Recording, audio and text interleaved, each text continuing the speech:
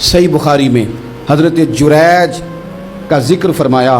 जुरैज नफल पढ़ रहे थे, माँ ने आवाज़ दी, वो आ नहीं सके, नमाज में थे, माँ नाराज़ हो गई। उसने हाथ उठा के कहा, अल्लाह ये उतनी देर तक मरे ना जब तक किसी बुरी औरत का मुंह ना देख ले। किसी और की दुआ के लिए सनद नहीं है कि वो तेरे हाथ में ज़रूर कबूल होगी, लेकिन माँ बाप की दुआ के लिए मेरे नबी पाक ने सनद बयान की है। सैयद आलम सल्लल्लाहु अलैहि वसल्लम फरमाते हैं, जब भी माँ बाप औलाद के लिए हाथ उठाते हैं रब ज़रूर कबूलियत का शर्फ अता करता है। तो जहाँ सनद मौजूद है ना, कुछ इफ्तिताह अब्बा जी से भी करा लेनी चाहिए।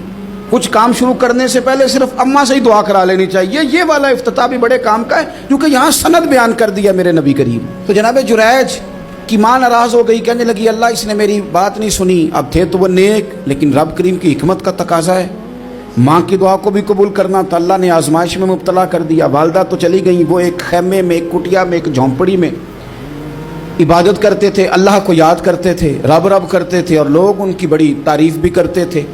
लोग उनके इरादतमंद भी थे, अकीदतमंद भी थे, अहले मोहब्बत भी थे। एक औरत आ गई, बस वो अल्लाह की हिकमत पूरी होनी थी। उसने आके पहले तो उन्हें अपनी तरफ माइल करना चाहा, जब ना माइल हुए तो इल्ज़ाम लगा दिया।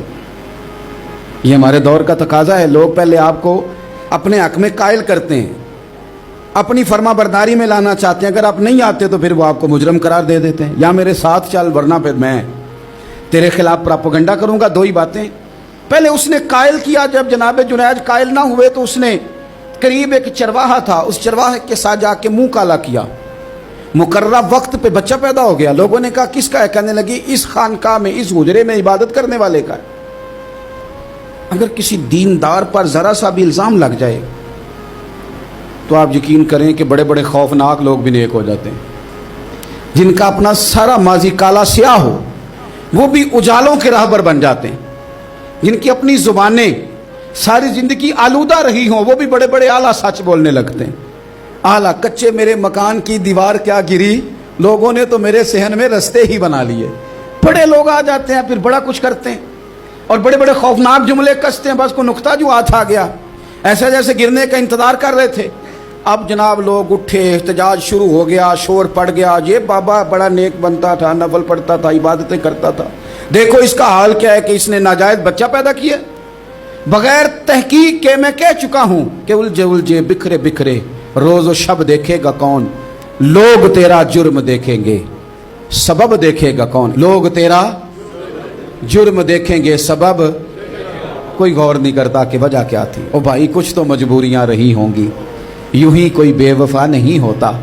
इल्ज़ाम लगा दिया, शोर हुआ, एहतजाज हुआ, दुनिया इकट्ठी हुई, उनका उन्होंने उजरा गिरा दिया, मारा भी, पीटा भी, एक नेक आदमी को बदनाम भी किया, बुरा भला भी कहा, गालियां भी दी, जो कर सकते थे किया। अब जब सज़ा देने लगे ना तो जनाब जुरैज कहने लगे थोड़ी सी इजाज़त देते हो, मार तो तुमने देना ही है। कहा जनाब ठीक है देते हैं। उन्होंने कहा सिर्फ 2 नफल पढ़ने हैं। अब वो नफल पढ़ रहे थे तो लोग उस वक्त भी कह रहे थे फराड ही कर रहा है, धोखा ही दे रहा है। चूंकि ज़ेन बन गया ना, बदगुमानी आ गई।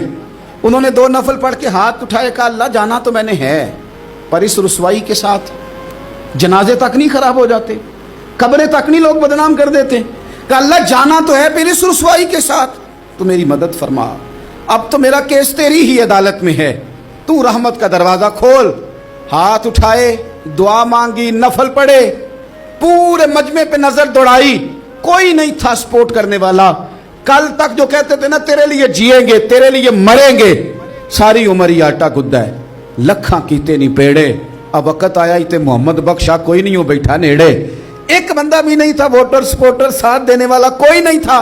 तो जनाब जुनैज बच्चे की तरफ इशारा करके कहने लगे कोई नहीं बोल रहा, तू ही बोल के बता दे तेरा बाप कौन है, तू ही बोल के बता दे कौन है।